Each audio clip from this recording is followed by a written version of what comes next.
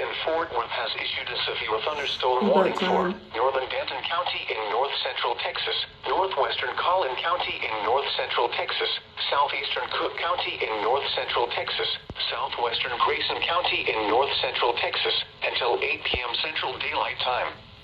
At 7:14 p.m. Central Daylight Time, severe thunderstorms were located along a line extending from near Gainesville to near Sanger to 8 miles northwest of Crum, moving east at 35 miles per hour.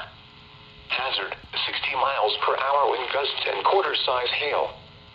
Source, radar indicated. Impact, hail damage to vehicles is expected. Expect wind damage to roofs, siding, and trees.